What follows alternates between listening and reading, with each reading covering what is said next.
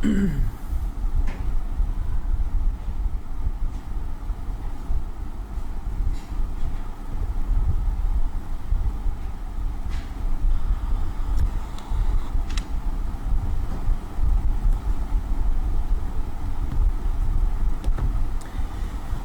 bismillahirrahmanirrahim. Assalamualaikum warahmatullahi wabarakatuh. Innal hamdalillah nahmaduhu wa nasta'inuhu wa nastahdihi wa nastaghfiruh wa na'udzu billahi min shururi anfusina wa min sayyiati a'malina.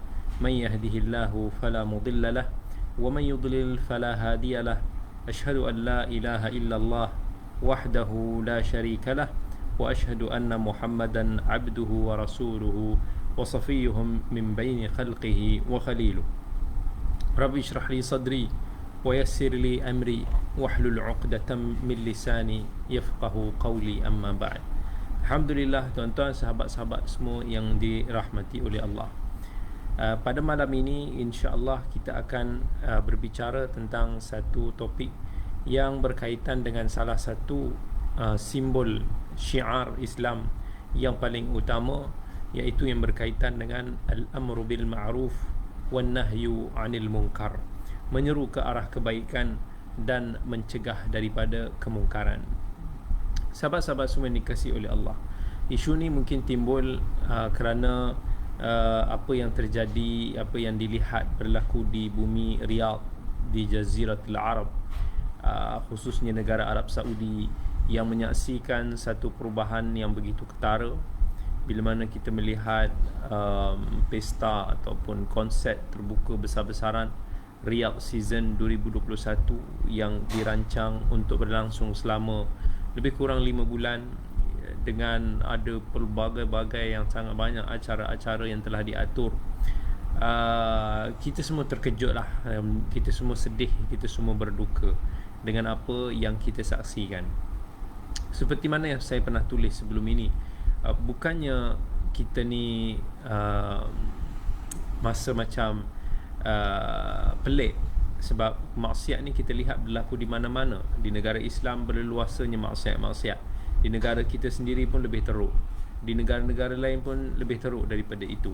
Tetapi kerana apa yang kita saksikan sebelum ini adalah negara tauhid tersebut adalah sebuah negara yang selalu terjaga lebih daripada yang lain.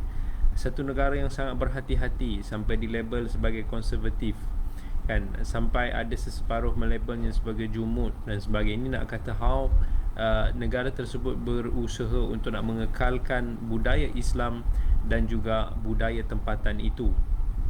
Tetapi sejak mutakhir ini kita menyaksikan satu perubahan drastik, bahkan daripada pucuk pimpinan sendiri yang ingin membawa Arab Saudi, khususnya Riyadh dan Jeddah ini seperti Eropah untuk beberapa tahun yang akan datang. Mereka ada wawasannya, ada misinya. Walaupun kita pernah menyaksikan negara-negara Arab yang lebih liberal lah, kita kata. Mungkin kita menyaksikan sebelum ini di negara seperti Lebanon, mungkin negara-negara yang lebih terbuka seperti UAE. Mungkin apa yang dilihat Riyadh yang cuba mengikut acuan ini, kita semua terkejut. Bukan tetapi kerana negara inilah yang memegang tanah haram. Ini satu isu yang sangat sensitif lah bagi umat-umat Islam kita pada hari ini. Sebenarnya benda ini bukan satu yang aneh, kan. Masa saya tamat belajar 2013, belajar master di Riyadh dulu, kita masih tak menyaksikan benda-benda ni. Apa yang kita lihat, maksiat-maksiat yang terjadi, kebiasaannya berlaku secara tertutup, secara personal. Mereka tidak berani untuk nak menzahirkan suara-suara itu. Walaupun ada sikit-sikit suara lah yang telah timbul, tetapi umumnya masih lagi terkawal. Tapi sejak awal 2000-an dulu lagi, sebenarnya Arab Saudi telah mula mengamalkan dasar menghantar para pelajar mereka ke luar negara. Jadi ribuan daripada pelajar-pelajar dihantar ke Amerika, dihantar ke Europe, dihantar ke negara-negara barat yang lain untuk mendalami bidang kepakaran masing-masing. Di situlah berlakunya proses culture shock. Sebab di Saudi ni kita lihat tempat dia lebih agak tertutup ketika itulah, dan kita melihat mereka ini dalam satu acuan yang mungkin tidak berwarna-warni. Jadi bila mereka keluar daripada negara mereka, belajar di tempat-tempat tersebut seperti katak keluar daripada tempurung, sebahagian yang teruja lah, excited dengan budaya barat, kebebasan yang mereka kecapi, keseronokan sementara duniawi, dan ada sebahagian menyimpan rasa benci. Tetapi tak dinafikan dasar ini telah mengubah mentaliti ramai daripada rakyat-rakyat Saudi yang sebelum ini dilihat sebagai konservatif. Dan bila mereka pulang, sekarang ni lah yang mula menampakkan hasilnya, bila mana orang-orang yang pulang daripada sana dulu kini sedang memegang tampuk-tampuk kepimpinan yang mempunyai suara-suara ataupun kuasa-kuasa. Maka akhirnya dasar keterbukaan liberalisasi ini mula menunjukkan hasilnya sekarang. Apatah lagi ramai ada di sana desakan anak-anak muda yang memang sukakan hiburan yang luar biasa. Mereka mendesaklah ke arah ini. Tapi kita tidak menafikan bahawa di sana ramai lagi mereka-mereka yang benci dan sedih dengan apa yang terjadi. Ramai juga yang bila timbul isu ini mereka bersangka buruk kepada para ulama rabbaniyin di Arab Saudi sendiri. Dan kita tak nafi di mana-mana sekalipun ada ulama yang mana masya-Allah tabarakallah yang menyuarakan nasihat-nasihat mereka, kerisauan mereka dengan lebih terbuka. Mungkin sebahagian mereka mendapat hukuman ataupun ditangkap dan sebagainya. Ada para ulama juga yang mana mereka ini lebih memilih pendekatan menasihati secara lembut. Mungkin mereka beranggapan ini lebih membawa maslahat dan dalam membuatkan masyarakat, para kepimpinan untuk mendengar nasihat-nasihat mereka. Tapi tak dinafikan di mana-mana juga ada yang dipanggil sebagai ulama usul, mereka yang mengambil kesempatan, mereka yang menggunakan kepentingan agama ini untuk mendapat habuan duniawi, mereka yang itu dan ini, itu wujud di mana-mana. Tapi kita tidak boleh menghukum secara general. Kita tak boleh untuk nak mengumumkan bahawa ulama di sana tidak mencegah, ulama di sana menghalalkan maksiat tersebut. Orang yang tak hidup di sana mungkin mereka tidak kenal dengan para ulama di sana. Tetapi sangka buruk ini datang daripada pelbagai pihak. Dan ketika negara-negara lain di Mesir umpamanya diadakan pameran mami Firaun dan sebagainya, tak ada siapa pun yang nak berburuk sangka dengan ulama-ulama Azhar di sana. Maksiat yang berlaku di negara kita para asatizah sendiri, tak adakah kita menyalahkan diri sendiri di atas maksiat-maksiat terbuka yang terjadi? Tetapi kadang-kadang manusia ini mereka tidak tahu nak membezakan isu, sampai dibawanya isu-isu seperti maulid kan, yang tak berkenaan sekalipun. Even kalau kita nak kata yang diadakan mega-mega maulid seperti negara kita pun berleluasa sahaja maksiat secara terbuka. Jadi isunya bukan isu maulid, bukannya isu perbezaan fikrah, manhaj, ulama sana dan sini sebagainya, tidak. Kerana isunya adalah isu sensitiviti tanah haram-haramain itu sendiri. Maka di sinilah timbul topik yang berkaitan dengan al-amru bil ma'ruf wan nahyu 'anil munkar. Yang mana al-amru bil ma'ruf wan nahyi 'anil munkar adalah salah satu daripada sifat mukminin yang Allah telah sifatkan di dalam Al-Quran dalam surah At-Taubah. A'udzu billahi minasyaitonir rajim. Wal mu'minuna wal mu'minatu ba'dhuhum awliya'u ba'd. Ya'muruna bil ma'ruf wa yanhauna 'anil munkar wa yuqimuna as-salah wa yu'tuna az-zakah wa yuti'una Allah wa rasulahu ulaika sayarhamuhumullah innallaha 'azizun hakim. Jika perlaksanaan al-amru bil ma'ruf wan nahyu 'anil munkar ini berlaku, maka di situlah akan kita dapat melihat ataupun dapat memisahkan di antara sunnah dan bid'ah. Di situlah akan kita tahu perbezaan di antara halal dan haram. Kan di situlah manusia akan mula tahu di manakah perkara yang wajib, manakah perkara yang sunat, haram, makruh dan sebagainya. kan, di situlah akan menyebabkan kesedaran manusia untuk nak menjauhi perkara-perkara yang mungkar ataupun beramal dengan sesuatu yang baik. Al-amru bil ma'ruf wan nahyu 'anil munkar, jika kita lakukan dengan dawabit, dengan piawaian, dengan garis panduannya, dia akan memberikan satu ketenangan, keamanan kepada individu, kepada masyarakat, dan insya-Allah akan menyelamatkan umat ini daripada azab dan bala daripada Allah. Sebagaimana yang Allah firmankan dalam surah Hud, "Wa ma kana rabbuka liyuhlikal qura bidzulmin wa ahluha muslihun." Allah tidak akan memusnahkan satu kaum satu kampung itu sedangkan ada daripada kalangan mereka orang-orang yang muslih, orang yang saleh, yang membaiki keadaan tersebut. Dan masyarakat yang terzahir padanya kemungkaran dan tiada pula orang yang nak cuba mencegah ataupun menegahnya, maka mereka itu terdedah dengan balasan daripada Allah Subhanahu wa taala, sebagaimana dalam sebuah hadis Zainab radhiyallahu anha yang diriwayatkan dalam Sahih Bukhari dan Muslim. Dia kata, "Ya Rasulullah, anahliku wa fina salihun." Adakah kami akan dimusnahkan sedangkan ada daripada kalangan kami orang saleh? Nabi SAW kata, "Na'am, idza kathura al-khabath." Of course, kalaulah berluasanya kejahatan. Allah pun sebut, "Falamma nasu ma dhukiru bihi anjayna alladhina yanhauna 'anis su' wa akhadna alladhina zalamu bi'adabin ba'isin bima kanu yafsukun." Cuma ada juga di kalangan masyarakat, bila kita sebut tentang al-amru bil ma'ruf wan nahyi 'anil munkar, mereka menganggap ini sebagai salah satu daripada isu kita masuk campur hal orang, ataupun kain orang, jaga tepi kain orang. Ini juga ada satu salah faham, ataupun kerana kita kurang faham tentang konsep an-nasihah fid din, ataupun agama ini merupakan satu nasihat. Dan Abu Bakar radhiyallahu anhu dia pernah pesan kepada orang ramai, "Ya ayuhan nas, innakum taqra'una hadhihi al-ayah." Wahai manusia, kamu selalu baca ayat ni. "Ya ayyuhalladzina amanu 'alaikum anfusakum la yadurrukum man dhalla idza ihtadaitum." Wahai manusia, kamu hendaklah menjaga diri kamu sendiri dan tidak memberi kamu satu kemudaratan siapa yang tersesat.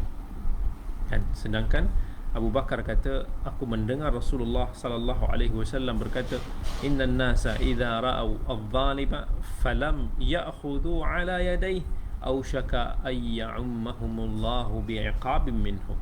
Manusia ni kalau dia melihat satu kezaliman dan dia tidak berusaha untuk mengubahnya ataupun mencegahnya, maka dikhawatiri Allah akan menimpakan kepadanya balasan. Hadis riwayat Abi Daud. Begitu juga dalam sebuah hadis Abi Sa'id Al-Khudri radhiyallahu an, "Man ra'a minkum munkaran," kata Nabi, siapa yang melihat sesuatu kemungkaran itu berlaku, falyughayyirhu biyadihi, maka cegahlah dengan tangannya. Fa illam yastati' fa bilisanihi, kalaulah tak mampu dengan lidahnya, fa illam yastati' fa biqalbihi wa dhalika adhaful iman, kalau tak mampu dengan lisan dia ataupun dengan hatinya, itu adalah selemah-lemah iman. Hadis ini juga mengajar kita lah, maksudnya mencegah kemungkaran itu ada peringkat-peringkat dia, ada tahap-tahap, ada kesan-kesan. Siapa yang mampu, yang ada orang kata ashabus sultah, orang yang ada authority, pemimpin, polis, siapa-siapalah pihak berkuasa, mereka ini ada power untuk mencegah dengan tangan ataupun kita kata dengan tindakan. Kemudian Nabi kata ada juga orang yang tak mampu nak ambil tindakan tersebut, maka dengan lisan dia, maksudnya dengan nasihat yang kita boleh beri, dengan dakwah yang kita boleh laksanakan. Fa illam yastati' fa biqalbihi, kalau kita tak mampu, maka dengan hati kita. Setidak-tidaknya walaupun kita tak mampu untuk nak menghilangkan kemungkaran tersebut, tetapi kita membencinya di dalam hati kita. Maksudnya setidak-tidaknya kemungkaran itu hilanglah daripada hati kita. Kata Nabi, itu adalah selemah-lemah iman. Dan di sana ada pelbagai hikmah, yang mana hikmah-hikmah tersebut akan terzahir jika kita menjaga syiar ini ataupun kita melaksanakan tuntutan al-amru bil ma'ruf wan nahyu 'anil munkar.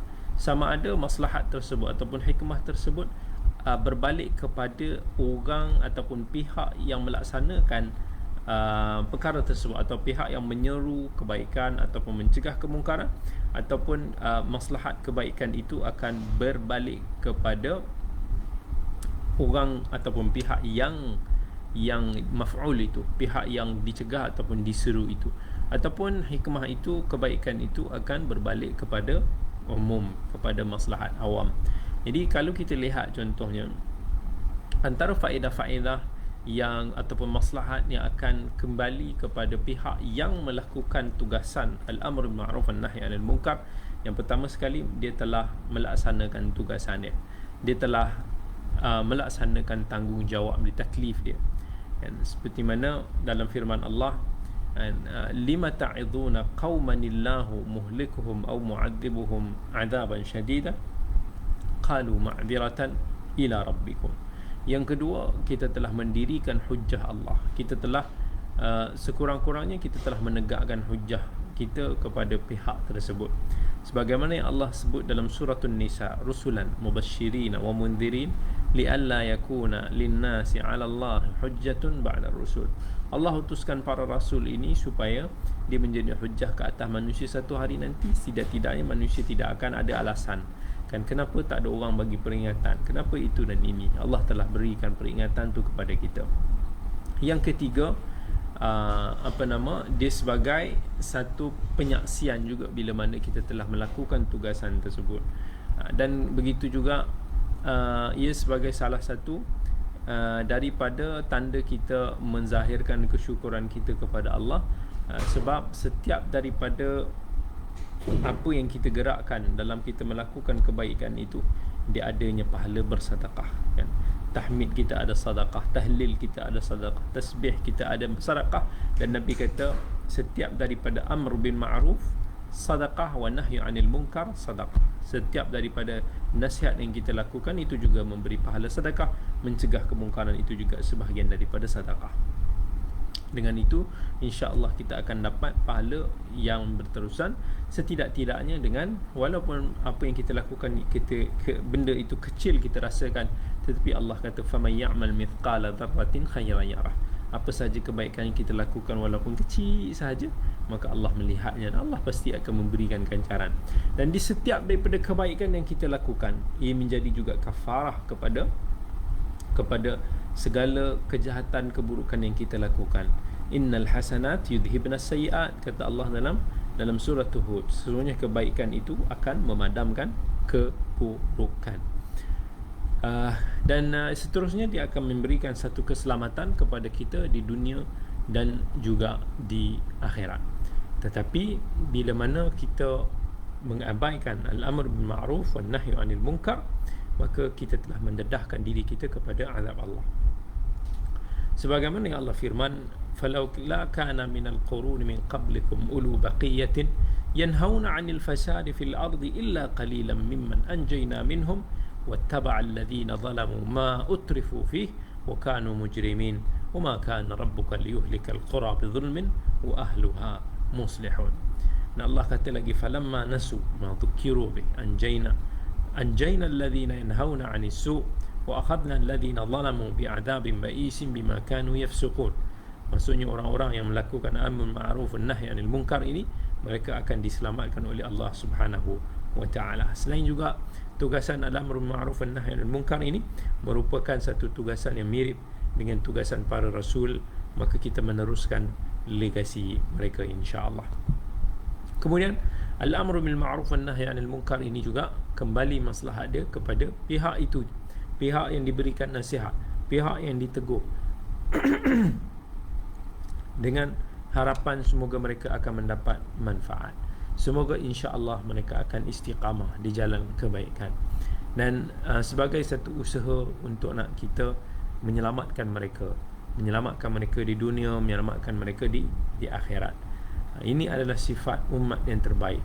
Rahsia kegemilangan zaman-zaman para nabi, para sahabat radhiyallahu anhum.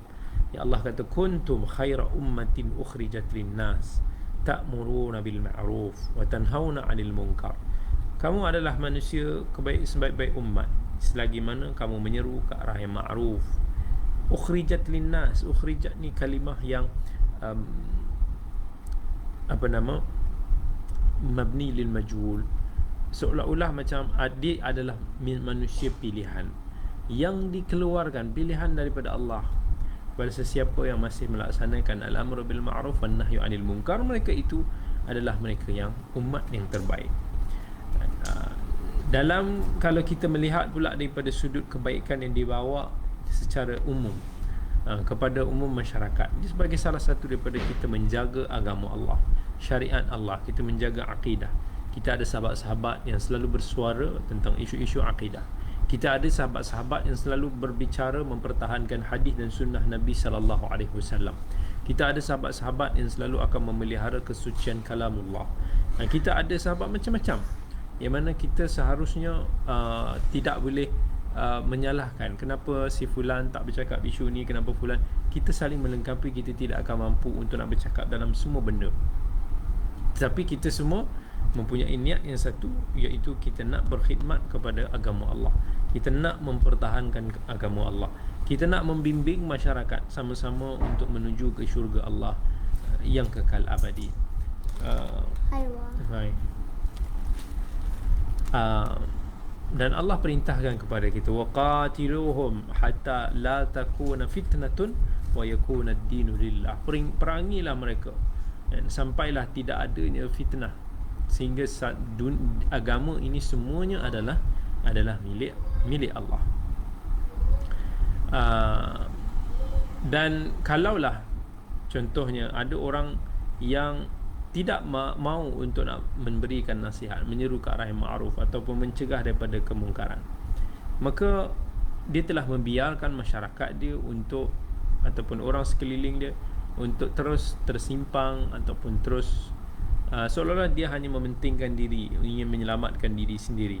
Tetapi bukan itu. Kalau tak kerana tuntutan untuk nak kita memberikan nasihat, agama ini sebagai nasihat, mungkin saya juga tidak berada di sini untuk nak berkongsi bersama dengan semua. Sebab bukanlah kita berkongsi di sini, kita memberi nasihat, berkongsi ilmu di sini menandakan kita yang terbaik, ataupun kita lah yang paling berilmu, ataupun kita lebih daripada sahabat-sahabat hadirin yang mendengar pada malam ini. Tidak. Tapi hanya daripada sudut kita saling memberikan manfaat antara satu sama lain. Mungkin ada hari yang mana saya pula mengambil ilmu, mengambil manfaat daripada tuan-tuan dan puan-puan, sahabat-sahabat semua yang dikasihi oleh Allah semua. Itu adalah Islam, yang mana Islam itu adalah satu agama yang sentiasa menggalakkan untuk kita berkongsi, kita share dengan masyarakat, supaya kita boleh membaiki dengan tahap yang termampu. Kadang-kadang kita tak mampu nak menghilangkan, tapi kita berusaha untuk nak menghilangkan. Agama suruh kita membersihkan. Falyughayyirhu, ubah tu sama ada kalau kita mampu untuk nak mengubah kesemuanya ataupun kita mengubah secara step by step. It depends on keadaan dan sebagainya. And insya-Allah bila mana kita melaksanakan al-amru ma'ruf wan nahyu 'anil munkar ini, maka kita insya-Allah cuba untuk nak menyelamatkan masyarakat kita daripada bencana yang mungkin akan ditimbulkan oleh mereka sendiri.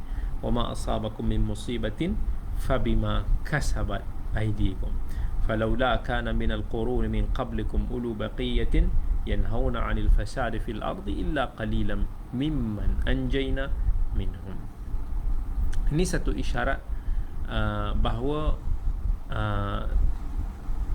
sunnah ataupun sunnatullah yang telah berlaku pada umat-umat yang terjadinya kezaliman, yang terjadinya kerosakan, kemungkaran, maka mereka ini dimusnahkan, dihancurkan oleh Allah Subhanahu Wa Taala, sama ada cepat ataupun lambat. Dan itu telah kita saksikan dan telah kita dengar kisah-kisah mereka di dalam Al-Quran for sekian lama. Jadi jangan kadang-kadang kita bersedih dengan apa yang terjadi. Ya, kita kena bersedih, tetapi jangan sampai kita berputus harap, sampai kita jadi melampaui batas daripada apa batasan-batasan yang telah Allah gariskan kepada kita. Kita semua mengharapkan rahmat daripada Allah Subhanahu wa ta'ala. Wa idh ta'adzana rabbukum la in syakartum la azidannakum. Dan kita semua kena bersyukur kepada Allah, sebab bila kita bersyukur kepada Allah, Allah akan tambah lagi nikmat itu kepada kita semua. Kita nak, macam mana kita nak adik-beradik kita, keluarga kita diselamatkan ataupun mendapat cahaya hidayah, begitu juga kepada masyarakat kita, kepada sahabat-sahabat kita, kepada insan-insan di sekeliling kita.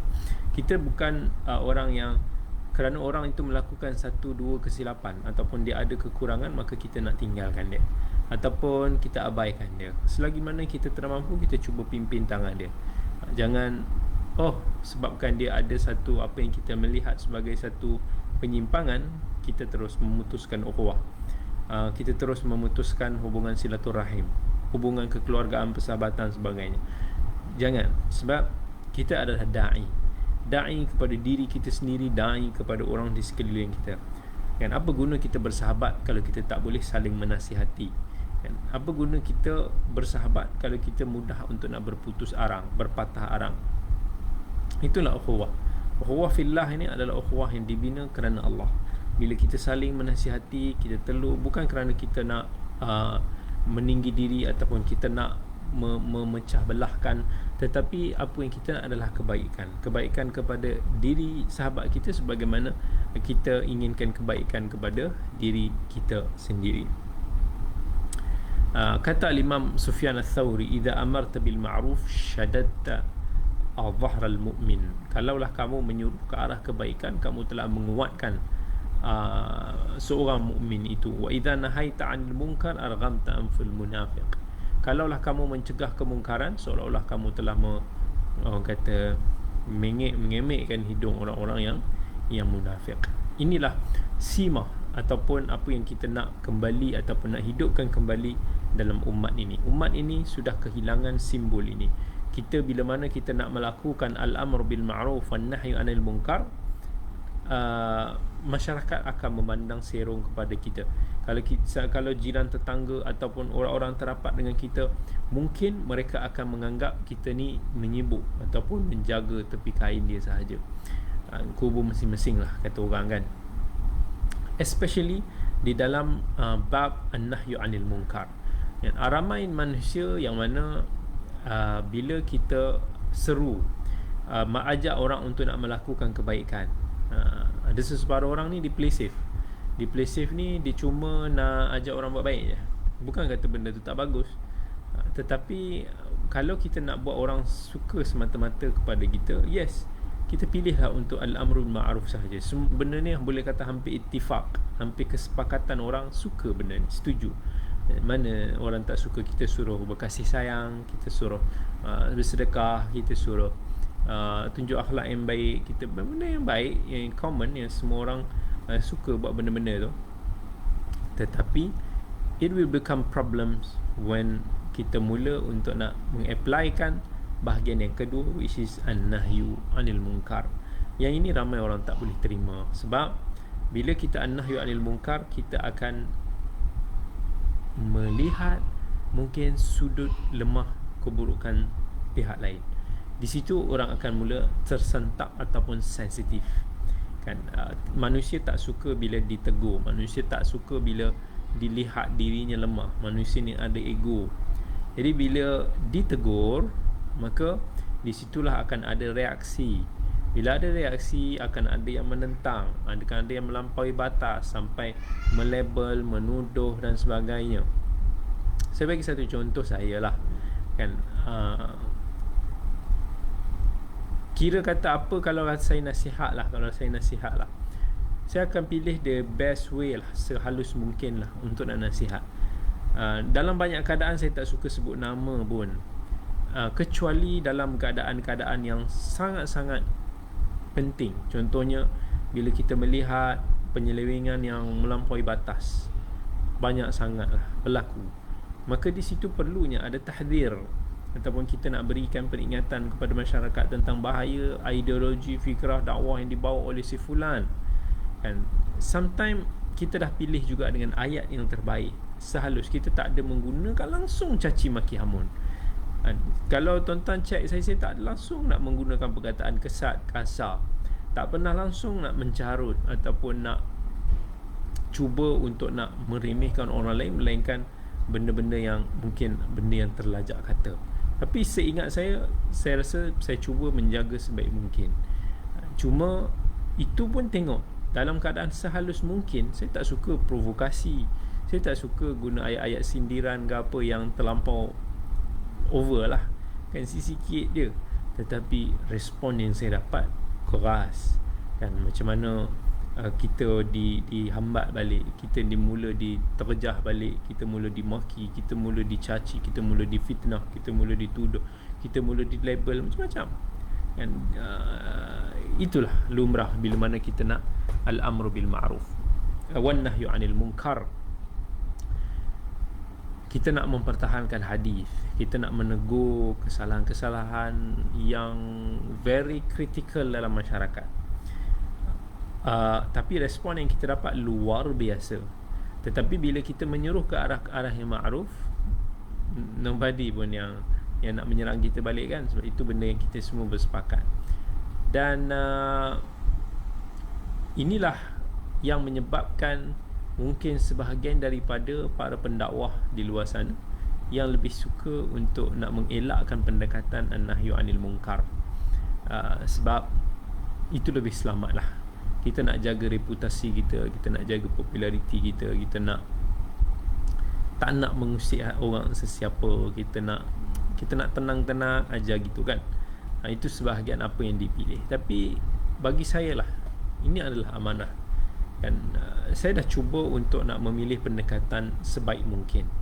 Tapi pada masa yang sama kita tak mau sampai ke tahap kita seperti syaitan bisu, yang mana kita nampak kemungkaran itu terjadi dan kita membiarkan dan kita tidak menegur. Sama orang dipilih certain issue. It depends kecergasan kita. Ada masa kadang-kadang saya malas juga, ada masa pun kita pun dah jenuh juga, kan. Tapi ada masa yang kita perlu, kan. Especially sebab tu saya dalam isu-isu seperti mempertahankan hadis ataupun sunnah Nabi SAW, saya lebih bertegas lah ke arah tu, because of kecintaan saya di dalam bidang tersebut, pengalaman saya dalam bidang tersebut. Mungkin itu adalah takhasus saya sendiri, jadi saya akan jadi lebih sensitif dalam isu tersebut. Ada sahabat yang takhasusnya dalam bidang akidah, mereka mungkin akan lebih sensitif di dalam isu-isu tersebut. Setiap orang ada bahagian masing-masing. Tapi apa yang kita mahu adalah apa yang kita nak sebenarnya. Sebagai pendakwah ni, kita nak keredaan Allah ataupun kita nak keredaan manusia. We have to answer for ourselves. Kita nak mendapat tempat di kalangan masyarakat ataupun tak. Dan walaupun kita tahu benda tu penting, but di sinilah terletaknya amanah kita. Jangan nanti orang tu, kita dah jadi mufti sekalipun, kita takut nak menegah kemungkaran. Kita nampak sebagai mufti, kalau dia melihat ada kemungkaran berlaku oleh pemerintah seperti raja dan sultan, dia kena tegur, sebab itu kuasa dia. Dan sebab itu adalah medan dia. Dia bergelumang, dia berhubungan dengan peraja-raja, pemerintah, dia kena tegur. Itu amanah dia. Tapi kalau dipilih untuk nak mendiamkan diri, untuk play safe, itulah yang akan hilang izzah Islam itu. Tapi of course, dalam kita nak mencegah kemungkaran, ingat, ada syarat-syarat dia, ada adab dia. Sebab bila kita nak mencegah kemungkaran, sangat penting untuk kita nak berhikmah di dalam bab tersebut. Dia lebih lagi utama untuk nak kita fikirkan how to do that, daripada kita menyeru ke arah yang ma'ruf. Menyeru ke arah ma'ruf, insya-Allah is okay, fine. Tapi bila nak mencegah kemungkaran, we have to study pihak yang kita nak nasihat, macam mana uslubnya, macam mana reactionnya, what's the plan A, plan B, apa yang kita nak buat, apa kalau berlaku itu dan ini. Dia ada satu strategi bila mana kita nak mencegah kemungkaran. This is the harder part than the first part, but insya-Allah once we can obtain that, insya-Allah kita akan menjadi seorang da'i yang seimbang. Al-amru bil ma'ruf wan nahyu 'anil munkar. Sahabat-sahabat semua yang dikasihi oleh Allah, hadis-hadis yang menceritakan tentang kelebihan-kelebihan tugasan ini sangatlah banyak, dan mungkin saya akan kongsikan sebahagian daripadanya. Antaranya adalah hadis yang diriwayatkan oleh Al-Bukhari dan Muslim itu sendiri. Nabi SAW sebut, ala kulli muslimin sadaqah, setiap daripada orang Muslim itu kena bersedekah. Qala ara'aita illam yajid, ada sahabat kata, kalaulah dia tak boleh nak bersedekah, tak boleh nak memberi, Nabi kata ya'mal biyadihi fayanfa' nafsahu wa yatasaddaq, dia bekerja sendiri, dia dapatkan manfaat dia tu, dan di situ dia boleh bersedekah. Qala ara'aita illam yastati', kalau dia tak mampu, Nabi kata ya'muru bil ma'ruf wa bil khair, dia nasihat orang, seru orang ke arah kebaikan. Kan, ara'aita illam yaf'al, sahabat tanya, kalaulah dia itu pun dia tak boleh buat, Nabi kata yamsaku 'anil syarr fa innahu lahu sadaqah, kalaulah benda baik pun dia tak boleh nak buat, setidaknya janganlah buat benda yang jahat. Kan, jangan buat benda yang jahat. So Nabi SAW galakkan kita untuk nak bersedekah. Sedekah itu ada yang berbentuk material, contohnya kita bersedekah duit, wang ringgit, harta dan sebagainya. Ada juga harta ataupun sedekah daripada sudut maknawiyah. Maknawiyahnya yang bukan material. Contohnya macam kita mengajar, kita menasihati orang, kita berdakwah, itu semua termasuk di dalam sedekah yang kita kata bukan hissiyah, bukan something yang berbentuk fizikal. Okay, but mungkin ada yang tanya, macam mana amru bil ma'ruf wa nahy 'anil munkar ni boleh tergolong dalam bersedekah, sedangkan dia adalah salah satu daripada bentuk fardu kifayah. So kita kata of course dia menjadi satu sedekah kepada kita jika ada pihak yang telah melaksanakan tugasan tersebut, dan maka dia adalah satu sedekah tatawwu' daripada diri kita sendiri. Kemudian Nabi SAW dalam hadis lain pun ada sebut, sendi-sendi anak Adam ini semua ada lebih kurang 360 sendi. Kan, faman kabbarallah wa hamidallah wa halal wa sabbah wa astaghfarallah, siapa yang berzikir Allah, tasbih, takbir, tahmid, ni semua ni, ini semua kebaikan yang boleh buat.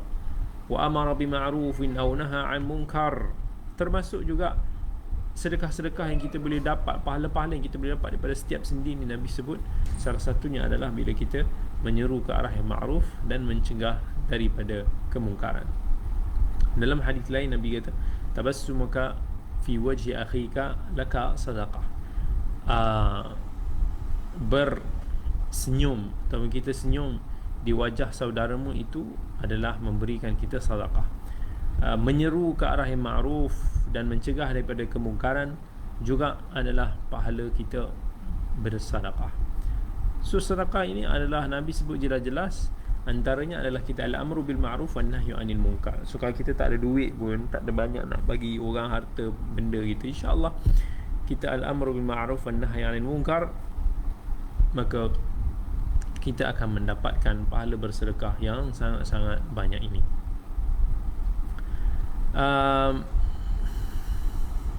Kemudian Nabi SAW sebut lagi dalam beberapa hadis yang lain, Nabi sebut jugalah tentang macam mana al-amru bil ma'ruf wan nahy 'anil munkar ini adalah orang yang melakukan sedekah. Tapi di sana juga ada Nabi sebut, bila sahabat tanya, ya Rasulullah, ayyun nasi khair, wahai Rasulullah, manusia mana yang terbaik?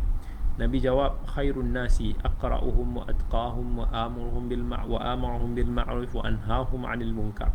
Sebaik-sebaik manusia adalah mereka yang paling bijak dengan Al-Quran, siapa yang paling bertakwa, siapa yang paling banyak menyeru ke arah yang ma'ruf dan mencegah daripada kemungkaran, wa awsalahum lirrahim, dan juga orang yang paling banyak menyambungkan silaturahim. So orang yang melakukan al-amr ma'ruf ini antara orang yang terbaik sekali.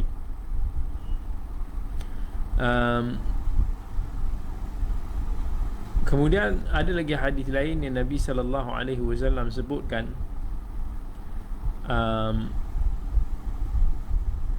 Nabi sebutlah apa nama, ma'ruf dan kemungkaran ini dia akan menjadi ditegakkan di hadapan manusia pada hari kiamat, kan.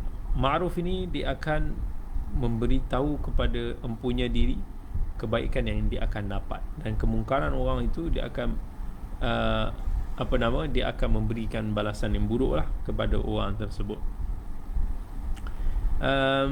Banyak lagi lah sebenarnya hadis-hadis yang menceritakan tentang kelebihan al-amru bil ma'ruf wan nahyu anil munkar.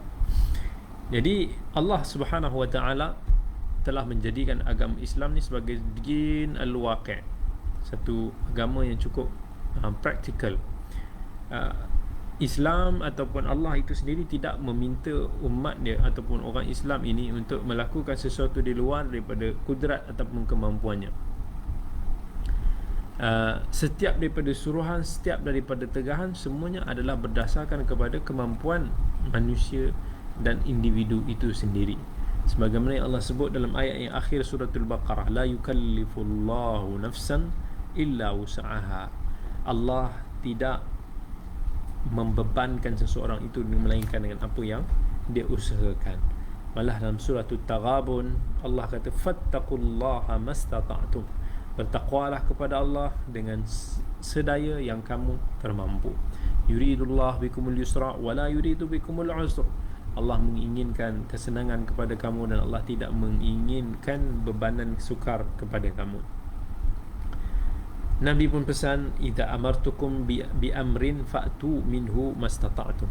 Kalaulah aku menyuruh kamu ke arah sesuatu perkara, maka datangkanlah apa yang kamu mampu. So ini semua antara nas-nas yang menjelaskan kepada kita bahawa manusia ini tidak dibebankan di luar daripada beban dia. Al-amru bil ma'ruf wan nahy anil munkar ni sebahagian kecil daripada taklif, bebanan-bebanan syarak yang telah diwajib ataupun ditanggungjawab kepada kita untuk nak kita melakukan. Sebab itu bila kita nak al-amru bil ma'ruf wan nahy anil munkar ini, dia berdasarkan kepada kemampuan kita masing-masing.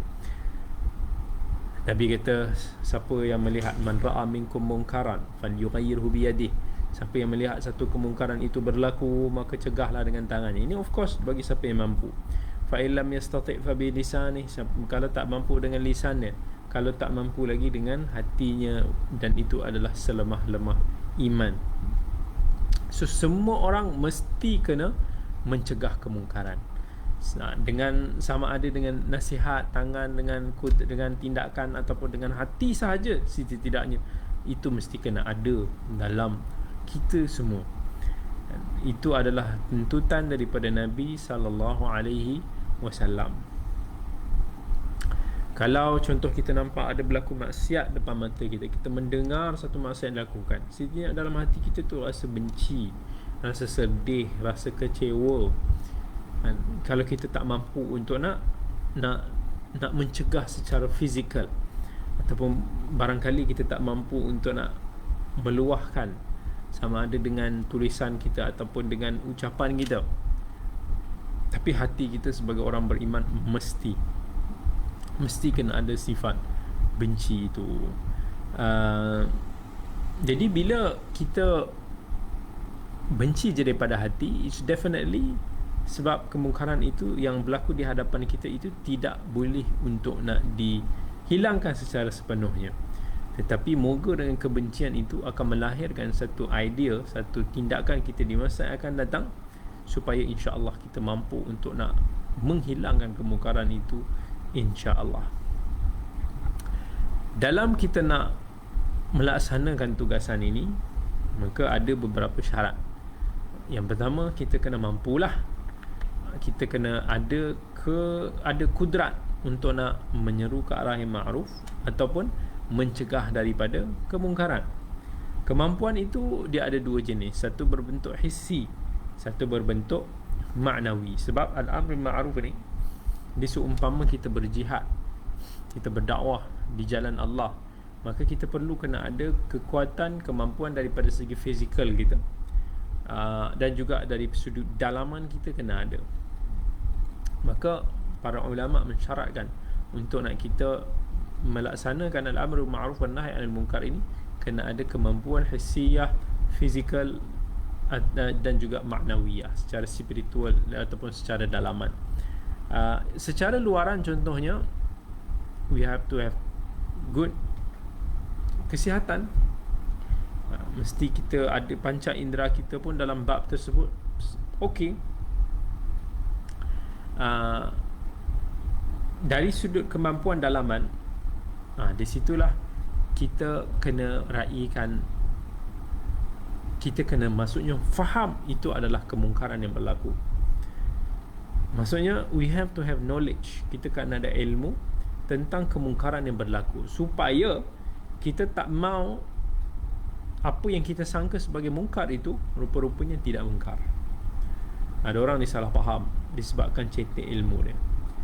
Dan begitu juga dengan ilmu inilah, maka kita boleh predict, kita boleh agak, maksudnya kalau kita cegah begini, adakah akan mendatangkan kemudaratan yang lebih besar. Sekiranya mendatangkan kemurukan yang lebih besar, maka kita ubah cara. Tapi kalaulah kita tahu kita boleh buat ni, insya-Allah tidak mendatangkan kemungkaran yang lebih besar, then proceed. Ada orang yang tak meraihkan benda ni, dia rasa macam asal aku boleh tegur, digunakan hadis-hadis yang kata kalimatul haq inda sultanin jair, boleh menegakkan kalimah yang benar di hadapan sultan yang zalim, maka dibelasak ataupun dibedal, dia tidak meraihkan dengan siapa dia ingin berurusan ataupun mencegah kemungkaran tersebut. Sama macam mana kita nak kita nampak ibu kita melakukan certain kemungkaran. Macam mana cara kita berinteraksi dengan ibu kita? Adakah kita maki hamun ibu kita? Adakah kita selalu provokasi ibu kita? Adakah kita akan ambil tindakan-tindakan yang boleh menyebabkan ibu kita semakin menjauhkan diri daripada kita, ataupun semakin jauh daripada nasihat dan agama? Of course tidak. Jadi kita akan raikan uslub, kita akan fikir masa yang sesuai, kita akan fikir cara yang terbaik yang kita rasa boleh menarik kembali ibu kita. Because of what? Because of kita menghormati kedudukan ibu kita. Begitu juga dengan sesiapa pun pihak-pihak yang ingin kita memberikan nasihat itu, kita kena raikan semua aspek. Kita tak boleh pakai bulldoze sahaja, sebab kalau kita pakai bulldoze sahaja, kita tidak akan mendapat samarah ataupun hasil yang baik. Kata Imam An-Nawawi rahmatullahi alaih, innama ya'muru wa yanha man kana 'aliman bima ya'muru bih wa yanha 'an. Orang yang menyuruh ataupun mencegah, dia kena orang yang alim, tahu dengan apa yang dilakukan. Dia tahu benda tu haram, dia tahu benda ni wajib, dia tahu benda ni hukumnya begitu dan begini, supaya tak adalah benda yang sunat tu dijadikan seperti wajib, boleh jadi gaduh. Ataupun benda yang harus dia dilihat ataupun dibuat macam benda tu haram yang jelas, maka itu juga boleh mendatangkan kekucaran yang sangat jelas di situ. Jadi sahabat-sahabat semua, kita semua melaksanakan tugasan kita dengan sekadar yang kita mampu. Al-amru bil ma'ruf wan nahyu 'anil munkar. InsyaAllah, moga-moga kita tergolong dalam umat terbaik yang Allah telah sabdakan di dalam Al-Quran, iaitu mereka yang melakukan al-amru bil ma'ruf wan nahyu 'anil munkar. Jadi di sini sahaja dulu kita berhenti pada malam ini, insyaAllah. And kita pun tak tahu adakah kita akan bertemu lagi pada bulan hadapan, sebab kemungkinan besar Baitul Salam akan beroperasi secara fizikal pada bulan hadapan November, dan saya mungkin tidak dapat berulang alik ke sana lagi disebabkan faktor lokasi rumah saya yang agak jauh, dan juga faktor saya malas untuk nak drive, susah sikit. Okay. Jadi sekadar itu sahaja dulu perkongsian kita pada malam ini. Aqulu qawli hadha wa astaghfirullahal azim li wa lakum. Wassalamualaikum warahmatullahi wabarakatuh.